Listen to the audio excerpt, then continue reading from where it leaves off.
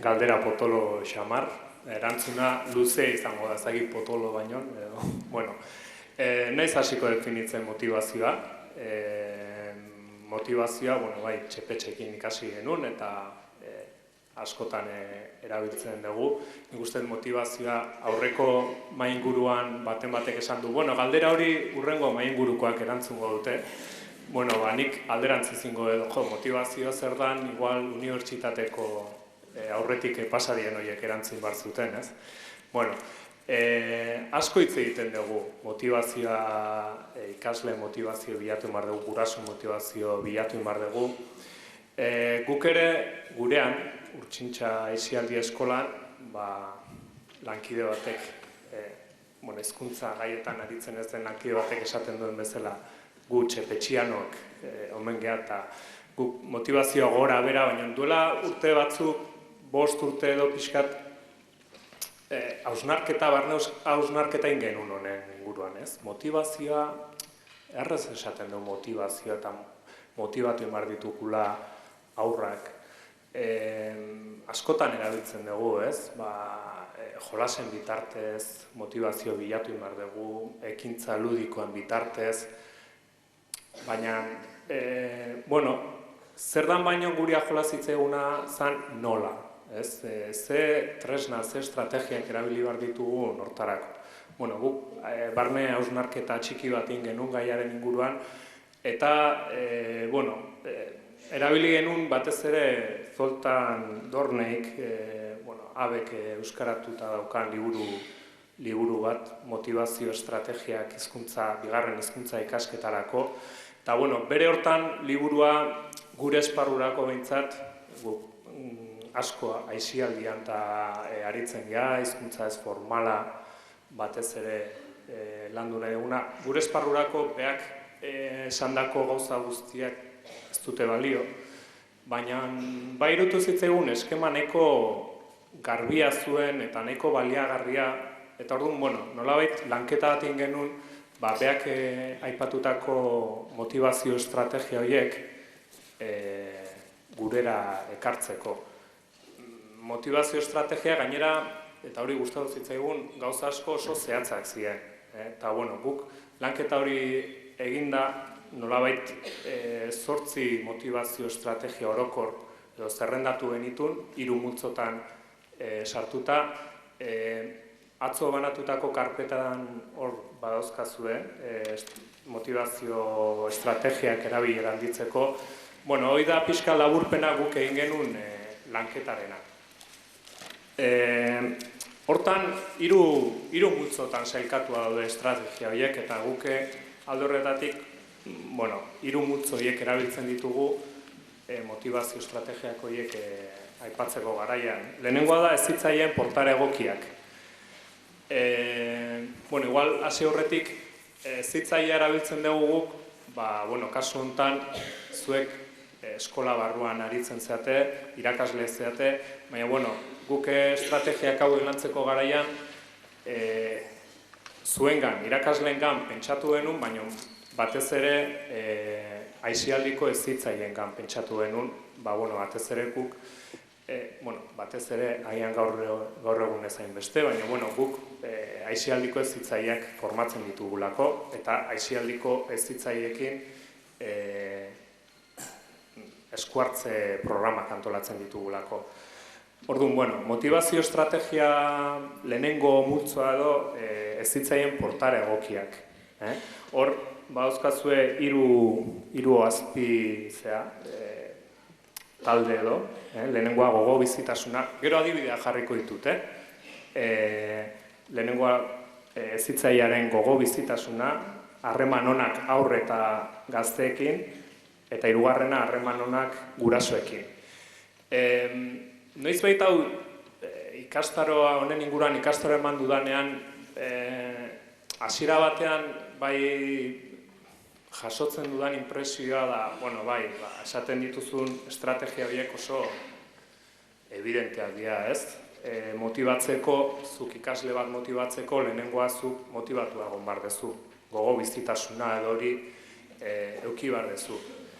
Bai, egia da oso evidentea dela, baina egia da, nire esperientzia, eta, irakasle talde batzu pasatzen ditut urtean, ikastaroetan taula, eta justo, gaina pasatzen dian nire ikastaroetatik, seguro, eskola horietako motivatuena dira. Baina nala ere, iruditzen zait, horri buelta batzuk ere eman behar dizkiogu. Lehenengoa motibatzeko ikasleak, gu motivatuak egotea. Eta adieraztea, hori. Hori adieraztea. Adierazteko ez da beharrezkoa sekulako hitzaldi bat ematea Legazpiko apaitza moduan. Orain hitz egingo dugu, ez da beharrezkoa hitzaldi bat ematea euskera zenbat maite dugun eta hori adierazteko modu asko daude eta hitzez izan daitezke, baina bestelakoak ere badaude. Bigarren harreman onak haur eta gaztekin suposatzen dugu, irakasleak geanok, harreman onak ditugula haur eta gaztekin, baina hizkuntzarekiko harreman hori ere adierazi martzaile, adierazi eta hor estrategia zehatz batzuk jartzen ditugu, baina holako batzuk erabil daitezke. Eta hirugarrena, eta hau ere aurreko mahai inguruko gaia da, baina guri ere zeharka ikutzea tokatuko zegu, harreman ona gurasoekin. Gero denbora baldin badago landuko, aipatuko dugu zer bat horren inguruan. Bigarrena talde baldintza egokiak. Lehenengoa izango litzateke hezitzailea, gu geu, eta bigarrena Peio Jauregik hasieran esaten zuen bihar, gu hezitzailea, baina gero ikaslea dago, ikasle taldea. Iñaki Artolak esan duen bezala normalen taldea da. Orokorrean bi estrategia orokor, giro atsegin eta laguntzazkoa taldean, eta talde kohesionatua eta talde bizitzarako arau egokiez hornitua. Eta, hirugarren multzoan, baloreak eta jarrerak. Eta hor dauden beste hiru horiek. Peiok esan dit, hau azaltzeko asmoa baldin manun, pixkat adibideak jartzeko, gaine kafea eta gero, bazkaltzeko ordua urbiltzen. Adibide batzuk jarriko ditut. Honetaz, hitz egiten aitu ginen batean Peiorekin eta aipatzen zuen motibatzeaz hitz egiten danean eskoletan eta HNP-ak egiten dianen askotan egiten dian gauza diak girotze gauzak. Euskeran astea, jaia ez dakit nolakoa, eta galdetzen zian, ea hori motivazioa da edo hori girotzea da, berdina alda. Nire ustez girotzea eta jai horiek eta, gaina galdetzen zian, eta zehozertako balio du horrek, motibatzeko balio du, nire ustez balio du. Baina girotzea da, eta girotzea motivazio estrategia bada. Motivaziorako balio du. Agian, hor dagon zerrenda hortan, agian seigarren puntuarekin lotuta egon daiteke, hezkuntzaren berezko balioa, piztu euskara erabiltzeko interesa hor eta gaztei, eta holako festak giro atseginean eginezkeo eta piztu dezakegu interes hori eta girotu dezakegu. Baina gure motivaziorako estrategiak edo gure motivaziorako plana hortan bakarrik mugatzen badegu, nire ustez, hankamotz, edo diai hankari gabe. Motivazio landu nahi badegu, nik uste gauza gehiago egin behar diala. Adibideak, girotze barnetegietan edo gure aterpetan, batzuk ezagutuko dezue, guke Arroka Handieta aterpea Pasaian hor piraten etxea edo kudeatzen dugu, eta hor eskoletatik aurra asko juten dira. Hor, helburu nagusi bat gurea bintzat da hizkuntze egonaldiak izatea. Ez dugu barnetegietako bezain beste landuta, baina, guk hor motivazio estrategia batzuk erabiltzen ditugu, eta lehenengoa lehen aipatzen dizuena, gogo bizitasuna. Bertan dauden begiraleak hori adierazten dute. Arlo guztietan, baina hizkuntzarekiko ere hori adierazten dute edo hori adierazi behar dute. Benetan adierazten behar dute, beraiei hizkuntza ajola zaiela eta gainera beraiek hizkuntzarekin disfrutatzen dutela. Egia da, ez dela berdina, aterpe batean, olako egoera informal batean hori adieraztea edo gela baten barruan. Ez da berdina, badakit, baina ez da inez berdina ere. Nik uste hortan bilatu inbarko dugu bideak, irakaslek ere bilatu ditzazkezue bideak gogo bizitasun hori adierazteko. Piratan etxean dagoen begirale bat, bere pirata zapiarekin eta, nik uste dut, eta, hala probatuta dugu, adierazten dute hori, ez? Beraien artean euskeraz hitz egiten dute denbora guztian, adierazten duten euskerak balio diela parra egiteko, jolasteko, txantxa egiteko, ez? Hori egin daiteke. Iñaki Izmendi jarri dulen adibide bat, Barakaldoko ikastola horren antzerki guraso artean antzerkia, hor dago Iñaki, antzerkiarena, eta nik pentsatuet oso idei erakargarria, oso idei polita, eta pentsatuet, eta irakasleek egingo bagenu, ez da helburu bera, irakasleek badakizu euskeraz, baina euskerazko antzerki gaina alba da informal xamar egitea ikasleen aurrean antzesteko eta beraiek ikusteko benetan ze ondo pasatzen dugun euskeraz antzesten, euskeraz jolasten,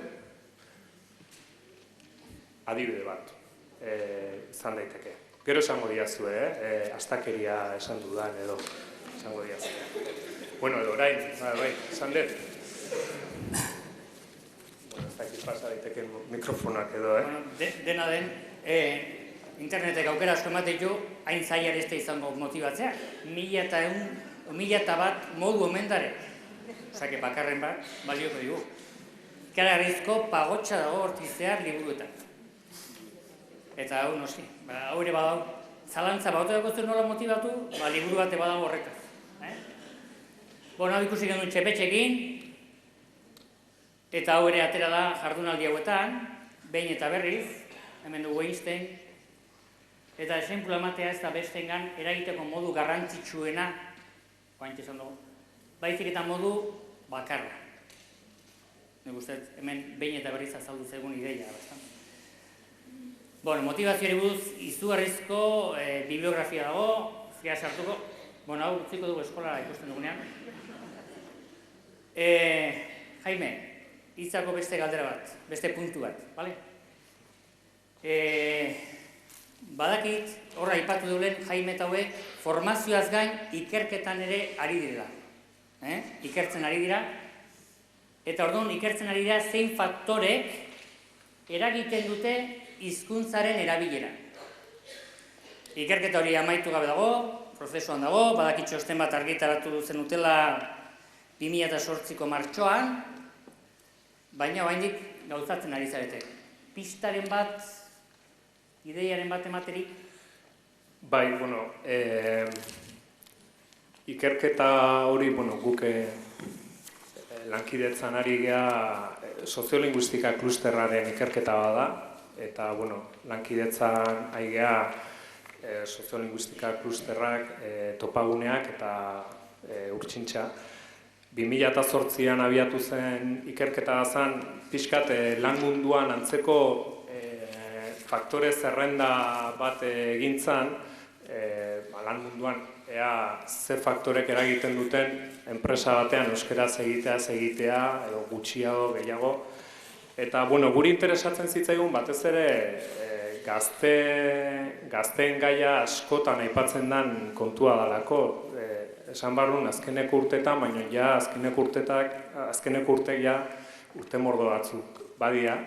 Eta nolabait nahi genuen zerrendatu erabileran eragiten duten faktoreak. Gero ez duguna egingo, hori zailago da faktore guzti horiek zeintzu duten eragin gehiago gutxiago, Peio Jauregi goizean pista batzuk eman ditu, ez? Etxeak, eskola baino gehiago, hori ez dugu egingo, baina hor atea guk azkenen egin duguna da, guk esaten dudanean aipatu inbar da ikerketan aditu talde bat aritu dala, eta orain azkeneko ukitua edo azkeneko lanketa egiteko dauka orain udazkenean, segurazki ja urte bukararako txosten definitibo hongo da.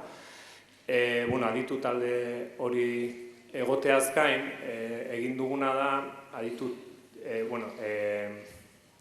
6 gazte talde hartu eta 6 gazte horiei galdetu.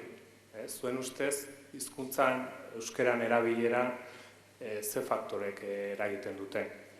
Zan gauza bat hasieratik nahiko garbi genuna, nahi dugu adituek eta esatea, nahi dugu ere gaztek beraiek esatea. Eta, kuriosidadez, hori da gehienetan galdetzen den gauza, ez diain gauza ezberdin atera. Adituek esandakoan artean eta agian ordenatuagoak adituenak, baina ez diain gauza ezberdin atera. Eta hor azkenen indeguna 12 faktore nagusienak zerrendatu eta irakurriko izkizuet. Gero debaterako nik uste ematen dulako. Bat, hizkuntzarekiko gizarte pertzepzioa. 2, egoera soziolinguistikarekiko gizarte pertzepzioa. 3, hizkuntza gaitasuna. 4, input mediatikoa, komunikabideak. 5, pertsona eta talde referenteak. 6, kontsumo, eskaintza. 7, identidade kolektiboak. 8, norbanakoa eta taldearekiko elkar eragina. 9, jarrera eta portaren arteko koherentzia. 10, harreman saretako hizkuntza arauak. 11, marko legala eta 12, haurtzaroko hizkuntza ingurunea, biografia linguistikoa edo. 12 faktore. Niretzako ondorio nagusiena edo ikerketa honena da, gazten erabilera, eta hori da motivazioen bitartez sustatu nahi duguna, gazten erabilera faktore bakarrekoa ez da. Hau da, ez da nahi dut edo ez dut nahi. Hori baino, askoz gehiago bada. Eta gainera, nahi dut edo ez dut nahi, segurazki hori 9. litzateke, jarrera eta portaren arteko koherentzia, segurazki horren atzean beste faktore guztiek eragina dute. Niretzako da, agian, igual, oraingoz galdera horri erantzuteko lehenengo ondorio nagusia, bai?